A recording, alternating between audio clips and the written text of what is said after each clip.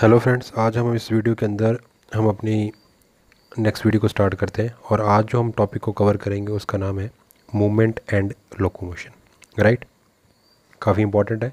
इससे भी काफ़ी छोटे छोटे क्वेश्चंस पुट अप होते हैं। तो चलिए आज हम क्या क्या देखेंगे इस टॉपिक के अंदर। हमने movement, locomotion, muscle contraction, common term of muscle physiology, human skeletal system, joints, disorder of the muscular and skeletal systems, ये सारे के सारे कवर अप करेंगे, जिसमें से डिसऑर्डर्स वाला पार्ट हर किसी टॉपिक के अंदर सबसे इंपॉर्टेंट होता है। और इन सभी में हम आज जो जितना कवर करने वाले हैं इस वीडियो के अंदर वो करेंगे हम movement, locomotion, muscles contraction and common term of muscle physiology. Right, चलिए सबसे पहले बात करते हैं what is the meaning of movement. Movement, it is one of the fundamental characteristics of all living being because non-living objects do not move themselves। तो अगर हम बात करें जितनी भी लिविंग चीज़ हैं, राइट, मोस्टली उनके अंदर एक बेसिक एक फंडामेंटल करेक्टर है किस चीज़ का, मूवमेंट का। Because non living objects do not move, जबकि जितनी भी नॉन लिविंग चीज़ें हैं वो अपने आप कभी भी मूव नहीं कर सकती। The movement of the living things are autonomic, means self-sustained, while the movement of the non-living objects are induced due to the external force। जितनी भी लिविंग थिंग्स है उनके अंदर जो मूवमेंट है वो कैसा है, ऑटोनॉमिक, मीन्स वो उनका कंट्रोल है, सेल्फ सेंसरेट, खुद वो कर सकते हैं। जबकि movement of the non living objects are induced, उसे हम अगर हम एक्सटर्नल फोर्स लगाएंगे तब ही वो चीज़ें हिल सकती हैं या मूव कर सकती हैं। The cell of the human body show 3 type of the movement has follows. तो ह्यूमन की अगर हम बात करें ह्यूमन बॉडी के अंदर, तो जितनी भी सेल्स हैं उनके अंदर जो मूवमेंट देखने को देखा गया है वो 3 टाइप का है। First is amoeboid movement, next is ciliary movement and last one is muscular movement. तो ये एक बार क्वेश्चन बन सकता है, यहाँ से पट अप सकता है कि cell of the human body show 3 type of the movement has follows. तो ह्यूमन बॉडी की जो सेल्स हैं उनके अंदर जो मूवमेंट देखने को मिलता है उसको पर्टिकुलरली आप 3 पार्ट में डिवाइड कर सकते हो, amoeboid movement, ciliary movement and last one is muscular movement. First of all, amoeboid movement help in food capture and change of place in unicellular organism like amoeba. तो amoeboid movement अगर हम देखें तो इसका काम क्या है, ये किस चीज़ में हेल्प कर रहा है, हेल्प इन द फूड, ये फूड कैप्चरिंग में, change of a place in unicellular organism, और ये फर्स्टली फूड कैप्चरिंग में और अपनी प्लेस को चेंज करने में हेल्प करता है किन के अंदर, सभी के सभी जितने भी यूनिसेलुलर ऑर्गेनिज्म होते हैं, for example amoeba. The leucocytes, phagocyte and macrophage of the human lymphatic system also shows this type of movement. Human का जो लिम्फेटिक सिस्टम है, राइट, उसके अंदर आपको जो ल्यूकोसाइट सेल्स, जो लिम्फ सिस्टम है ना, लिम्फ के अंदर जितना भी आपको जो लिक्विड सेल्स मिलेंगी उनके अंदर पर्टिकुलरली फैगोसाइट्स और मैक्रोसाइट्स जो सेल्स, मैक्रोफेज सेल्स होती हैं, उनकी मूवमेंट किसके अंदर आती है, अमीबॉइड मूवमेंट कहलाती है। राइट, नेक्स्ट है ciliary movement, is the characteristic of the ciliated protozoans like paramecium. Ciliary movement means ऐसी सेल्स जिनके पास सिलिया प्रेजेंट हो। राइट, तो ये मोस्टली आपको किस में देखने को मिलेगा, mostly ciliated protozoans like paramecium. It is also found in starfish, respiratory tract of human, fallopian tube of the female and vasa afferentia of the males। तो सिलरी मूवमेंट आपको देखने को कहाँ कहाँ मिल रहा है, स्टारफिश के अंदर, ह्यूमन की रेस्पिरेटरी ट्रैक के अंदर, then fallopian tube of females, right, उनका जो रिप्रोडक्टिव ऑर्गन्स है उसके अंदर जो फिलोपियन ट्यूब है। नेक्स्ट है वैसा फ्रेंशिया ऑफ मेल, तो मेल के रिप्रोडक्टिव सिस्टम में जो वैसा फ्रेंशिया, वहाँ पर भी आपको सिलरी मूवमेंट देखने को मिलेगा। नेक्स्ट बात करते हैं muscular movement is use by at most vertebrate including human. The characteristic of this is to exert a force by alternate contraction relaxation. Third one is muscular movement, ये कहाँ है, is use by most vertebrate, ये maximum आपको vertebrates में सभी जगह देखने को मिलेगा including human. The characteristic is this to exert a force by alternate contraction and relaxation. तो यहाँ पर क्या हो रहा है, यहाँ पर एक फोर्स एक्सर्ट हो रहा है और ये बेसिकली एक कैरेक्टरिस्टिक है वर्टिब्रेट्स की, और यहाँ पर हो क्या रहा है, अल्टरेट फॉर्म में, मतलब एक बार कॉन्ट्रैक्शन होगा देन उसका रिलैक्सेशन, फिर कॉन्ट्रैक्शन फिर रिलैक्सेशन, ये अल्टरनेट फॉर्म में चलेंगे और एक फोर्स बन जाएगा। Example movement of the our limbs, jaws, tongue etcetera. तो ये आपकी टंग के अंदर देखने को मिलेगा, ठीक है, जॉज, लिम्स, राइट, जो भी आप मूवमेंट करते हो। नेक्स्ट बात करते हैं, वो अभी हमने बात की थी मूवमेंट की, अब हम बात करते हैं लोकोमोशन की। Locomotion is the movement. Locomotion, it is the movement of individual from one place to another example walking, running, creeping, swimming, flying etcetera. तो लोकोमोशन कैसा मूवमेंट है? किसी भी इंडिविजुअल को एक प्लेस से दूसरी जगह ले जाना। तो उसमें एग्जाम्पल कैसे आते हैं? वॉकिंग के थ्रू, रनिंग के थ्रू, क्रीपिंग के थ्रू, स्विमिंग के थ्रू या flying with the help of flying. It is helping the individual in shifting from one unfavorable surrounding to favorable one for food intake, defense against predator etc. तो किसी भी individual की help हो जाती है किस बात में? वो शिफ्ट कर सकता है किसी अनफेवरेबल सराउंडिंग से एक फेवरेबल जगह पर फूड खाने के लिए जाना उसको, या डिफेंस की फॉर्म में अगर उसको शिकारी उसका शिकार करने आ गया है तो वो अपनी जगह को वहाँ से भाग सकता है, तो उसमें लोकोमोशन हेल्प कर सकती है। नेक्स्ट बात करते हैं, हमारा जो थर्ड टॉपिक आ गया अब मसल्स। मसल्स क्या है? It is a specialised tissue of the mesodermal origin. तो ये यहाँ से एक क्वेश्चन आपका पुटअप हो सकता है कि मसल्स जो हैं उनका ओरिजिन कहाँ से होता है? तो वो कैसे होते हैं? Mesodermal origin. आपको पता है हमारे पास 3 जनरल लेयर्स होती है हमारी बॉडी के अंदर। फर्स्ट इज एक्टो जो आउटर साइड पर है, देन इनर साइड पर होती है आपकी एंडोडर्म, और बीच में क्या है आपकी mesoderm. About 40 to 50% of the body weight of an adult human is contributed by the muscles. तो आपकी बॉडी किसी भी एडल्ट बॉडी का जो 40 to 50% जो वेट कंट्रीब्यूट होता है वो किसके थ्रू होता है? मसल्स के through. They have special property like elasticity, excitability, contractibility and extensibility. तो ये सारी की सारी प्रॉपर्टीज़ जो है मसल्स के अंदर देखने की पड़ेगी। इलास्टिसिटी वाली, एक्साइटेबिलिटी वाली, कॉन्ट्रैक्टिबिलिटी और एक्सटेंसिबिलिटी, ये सारी की सारी जो प्रॉपर्टीज़ है वो मसल्स शो करता है। Muscles tissue contain about 75% water, 20% proteins and 5% non-protein organic matter and minerals. Potassium is the most evident mineral element in the muscles. तो आपको यहाँ से क्वेश्चन पुट अप सकता है कि सबसे ज़्यादा मसल्स के अंदर कौन सा मिनरल एलिमेंट मिलता है एविडेंट फॉर्म में? वो कौन है? Potassium. The red colored oxygen carrying iron protein pigment of the muscle is called the myoglobin. It has only one heme group. तो जो रेड कलर का और ऑक्सीजन कैरिंग आयरन प्रोटीन है पिगमेंट जिसे मसल के अंदर, उसे हम क्या कहते हैं? Myoglobin. Depending upon the presence और absence of the myoglobin muscle fibre can be of 2 types. तो मायोग्लोबिन की एब्सेंस और प्रेजेंस की वजह से आप मसल फाइबर को 2 टाइप में डिवाइड कर सकते हो। फर्स्ट आ गया आपका myoglobin content is high in some muscles which give them reddish appearance and they are called the red fiber or aerobic muscles, and some of the muscles possess very less myoglobin, hence are pale in appearance or white. These are called white fiber.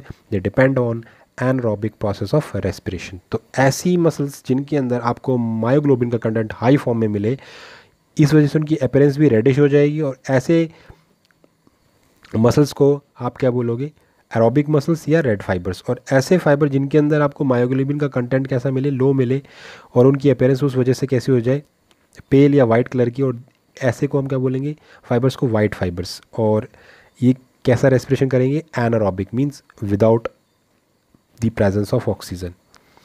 Next बात करते हैं what is the difference, main difference between the red and white muscle fibres.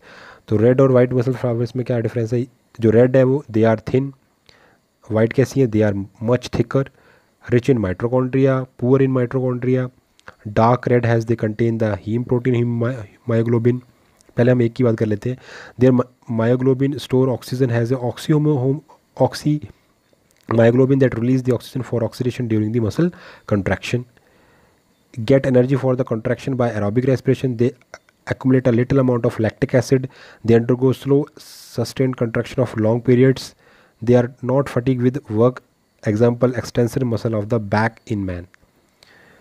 Then next है white muscle fibers की ये कैसी है? They are much thicker, poor in mitochondria. Mitochondria का number यहाँ कम मिलेगा. Light in color, has they lack myoglobin. They do not store oxygen. Get energy for the contraction mainly by anaerobic respiration. They accumulate high amount of the lactic acid during the strenuous work. They undergo fast contraction for short periods. They soon get fatigued with work. For example, eyeball muscles.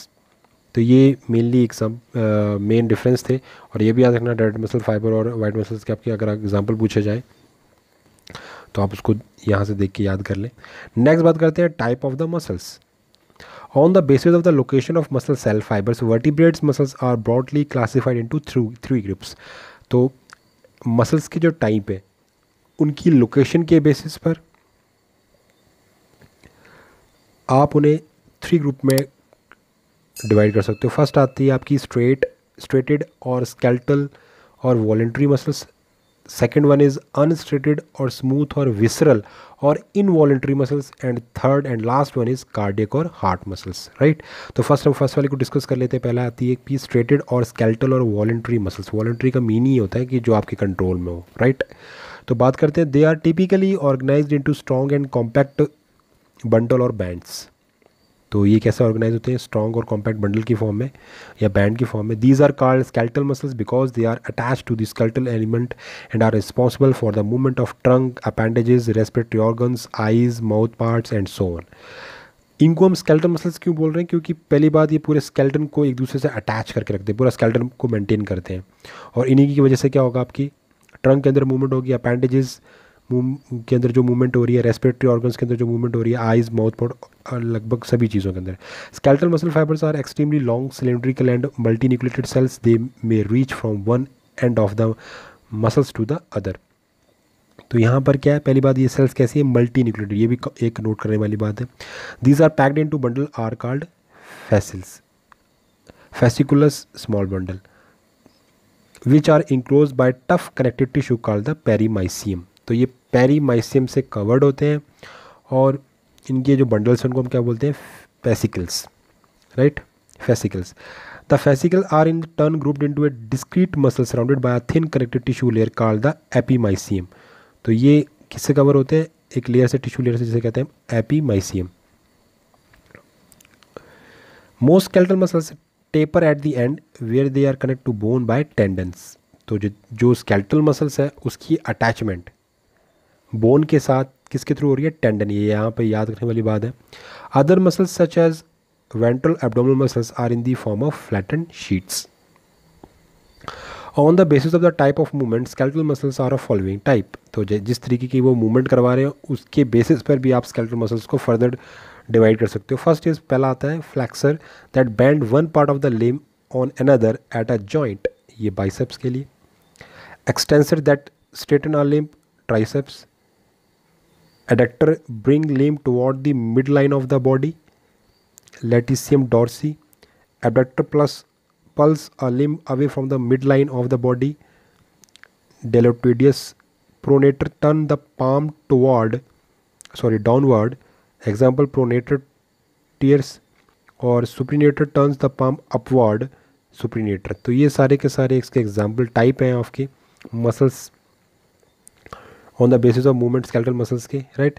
Second one हम बात करते हैं unstriated और smooth और visceral और involuntary muscle. They lack the striation has seen in the skeletal muscles. Smooth muscle cells are long, tapering, spindle shape and contain a single centrally located nucleus. तो आप कोई चीज़ को याद रखनी पड़ेगी, जो स्ट्रेटेड है या स्केलेटल मसल्स हैं वो कैसी है, मल्टी न्यूक्लियेटेड। ये कैसी है, यूनी न्यूक्लिएट, सिंगल न्यूक्लियस मिलेगा। Each fibre has an envelope which is derived from plasma membrane. Smooth muscle cells are organized into sheet of the muscles circling the wall of the alimentary canal, blood vessels, respiratory passages, urinary and genital duct। तो इन जगहों पर आपको जो smooth muscle cell कहाँ कहाँ मिल रही है आपको, organized into sheets of muscles circling the wall of alimentary canal, blood vessels, respiratory passage, urinary and genital ducts। जितनी मतलब आप ये कह सकते हो जितने भी आपके ट्रैक्स हैं उनके चारों तरफ से कवर कर रही है। These muscles are typically slow acting and can maintain the prolonged contraction with very little energy expenditure. It is under the control of autonomic nervous systems. Thus, unlike skeletal muscles, its contractions are involuntary and unconsciousness. Right? The principal function of the smooth muscles are to push the material in a tube, such as has the intestine, along its way by active contraction, or to regulate the diameter of a tube, such blood vessels, by sustained contraction. तो यहाँ क्या है कि इसका main function क्या है कि आपके ट्रैक में कोई फूड है उसको कंटिन्यूसली आगे मूव करना, है ना। तो ये चीज़ हमारे कंट्रोल में नहीं है। एक बार आपके फूड पाइप में जैसे आपकी ईसोफेगस में फूड एंटर किया उसके बाद वो ऑटोमेटिकली आगे पुश होता रहता है। तो उसका जो पुश होने का जो तरीका है वो इसी कंट्रैक्शन के थ्रू का, इसी मसल्स के थ्रू होगा। लास्ट वन की बात करते हैं, कार्डियक और heart muscles. These are found in the heart wall. Mainly आपको कहाँ मिलेगी, हार्ट वॉल के अंदर। Structurally they are resemble striated muscles but functionally they resemble smooth muscles.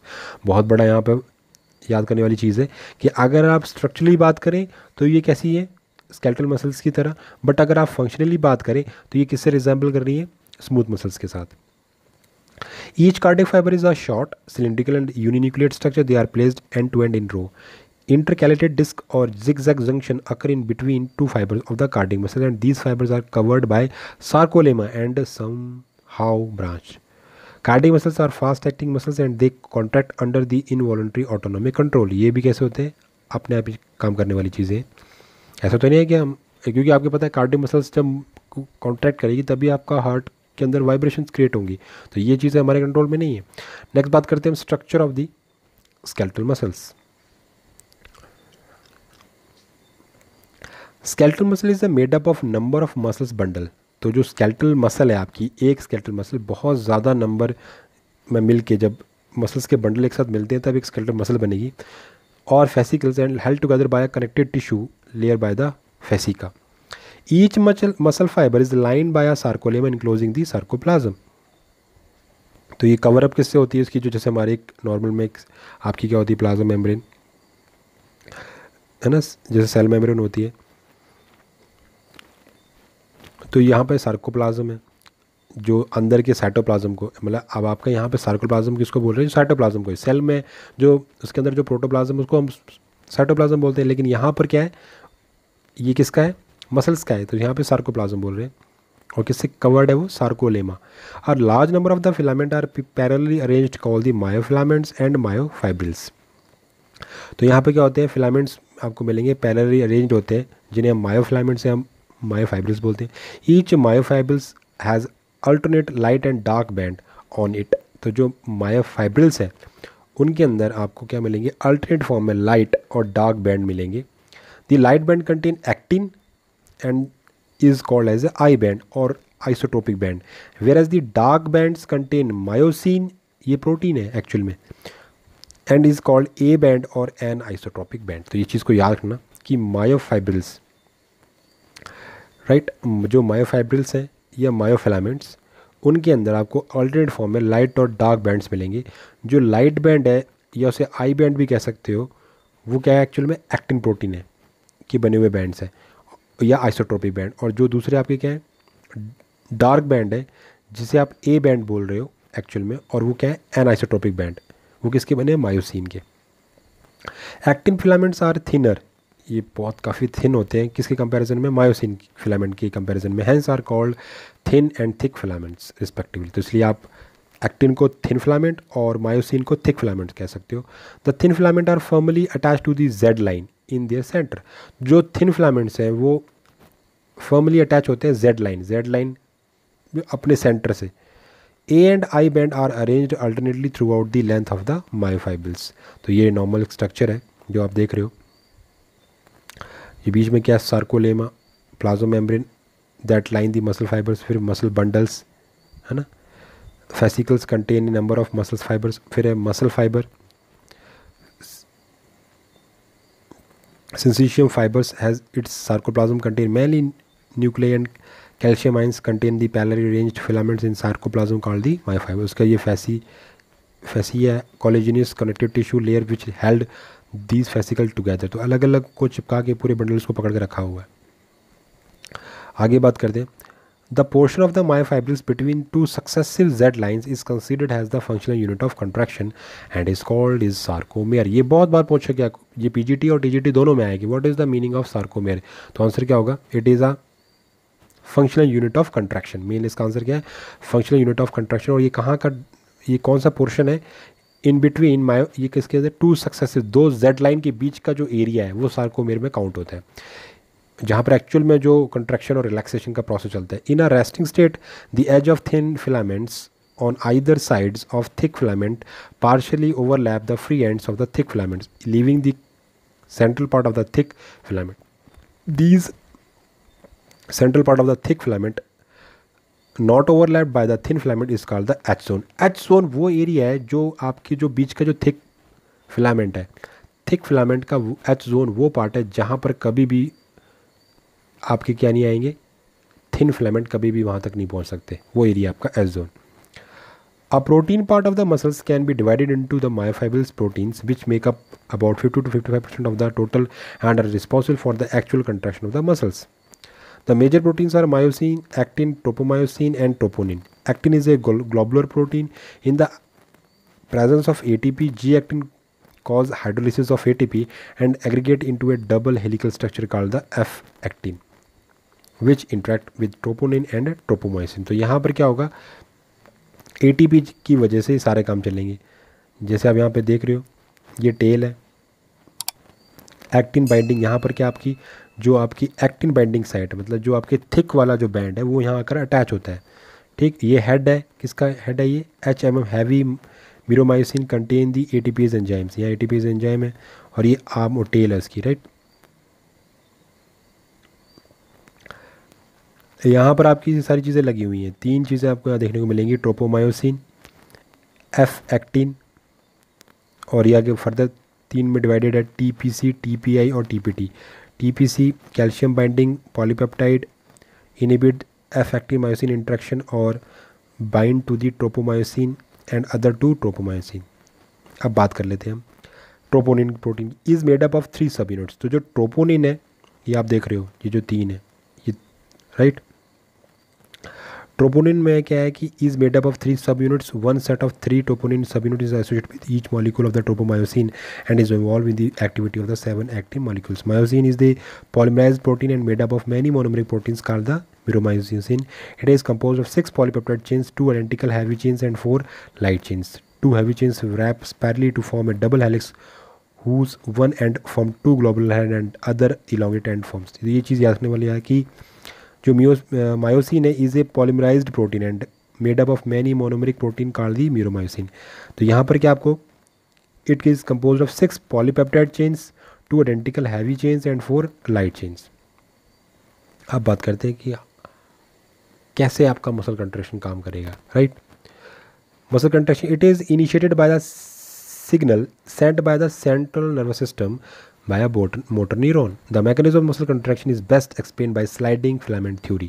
तो ये जो मसल कंट्रैक्शन है उसको एक्सप्लेन करने के लिए एक सबसे अच्छी बेस्ट थ्योरी दी गई, स्लाइडिंग फिलामेंट थ्योरी.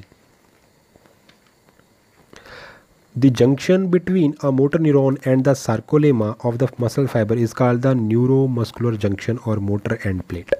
तो कौन सा जंक्शन, वो पॉइंट जहाँ पर क्या हो रहा है, between a motor neuron and the sarcolemma. मतलब किसी भी मसल जो आपकी मसल्स है उसके वो हिस्सा जहाँ पर आकर आपकी मोटर न्यूरॉन है ना, वो सेल जो सिग्नल को लेकर आ रही है, उन दोनों के बीच का जो पॉइंट है उस जंक्शन को हम क्या बोलेंगे, न्यूरोमस्कुलर जंक्शन और motor end plate. At junction a neurotransmitter acetylcholine generate an action potential in the sarcolemma. तो वहाँ पर वो जो आपकी मोटर न्यूरॉन है वो वहाँ पर एक केमिकल सब्सटेंस सिक्रेट करेगी जिसे हम न्यूरो ट्रांसमीटर बोल रहे हैं, और एक्चुअली वो कौन है, एसिटाइल कोलिन. उसका काम क्या है, सार्कोलेमा के ऊपर एक्शन पोटेंशियल जनरेट करना. Right, utilising the energy from ATP hydrolysis the myosin head now bind to the expose active site on actin. उससे क्या होगा, ATP का हाइड्रोलिसिस होगा और उस एनर्जी को हम ATP हाइड्रोलिसिस में यूज़ करेंगे, और उससे क्या होगा, myosin head now bind to the expose active site on the actin. Actin के ऊपर, एक्टिन जो आपका थिक जो फिलामेंट है उसके ऊपर जो एक्टिव साइट है वो अब एक्सपोज हो चुकी है. वो एक्सपोज कैसे होती है, कैल्शियम आयन के आने से. जब वैसे ही वो एक्सपोज होगी, वो एक्सपोज साइट किसकी, एक्टिन फिलामेंट की, वो किससे अटैच हो जाएगी, मायोसिन हेड से, जो थिन फिलामेंट के जो मायोसिन हेड है उसके साथ. और क्या बना लेगी, cross bridge which pull the attach actin filament toward the centre of a A band. उससे क्या होगा, वो स्लाइडिंग, उनके ऊपर स्लाइडिंग चलेगी. A Z line attach to these actins are also pulled inward thereby causing a shortening of the sarcomere. और उस वजह से जेड लाइन्स जो है वो अंदर की तरफ घुटना शुरू हो जाएंगी और उससे क्या होगा, लेंथ शॉर्ट हो जाएगी. Whereas A band retain the length.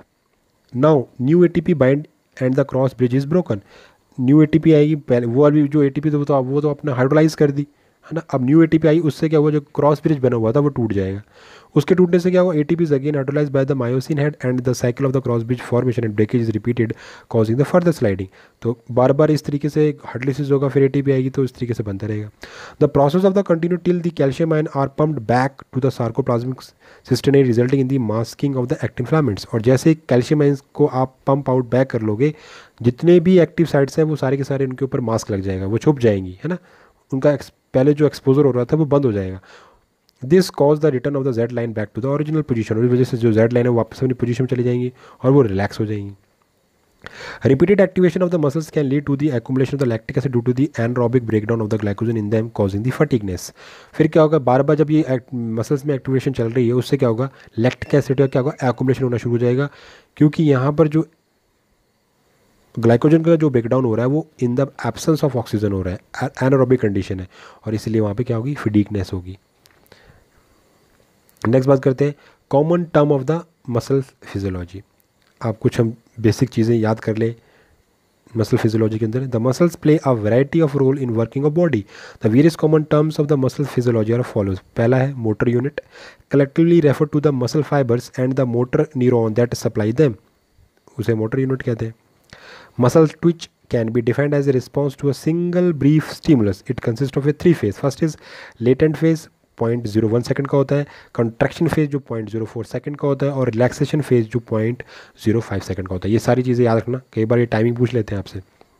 तो मसल ट्विच 3 फेज से मिलकर बनती है। पहला है लेटेंट फेज, दूसरा है कॉन्ट्रैक्शन फेज, और लास्ट है आपका रिलैक्सेशन फेज।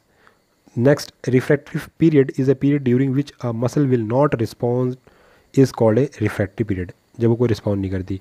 नेक्स्ट है tetanus is a continue state of the contraction cause by rapid succession of the many stimuli, ये लगातार कंट्रैक्शन वाली स्टेज है। Muscle fatigue, it is a inability of the muscle to contract due to the depletion of its chemical and lactic acid.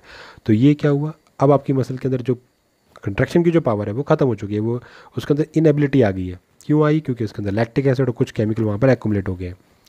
Threshold intensity और rheobase is the nerve impulse of intensity required to stimulate a motor unit so as to produce a contraction, right? All or none law state that if muscles fiber contract in response to a stimulus, it contract maximally or not at all, right?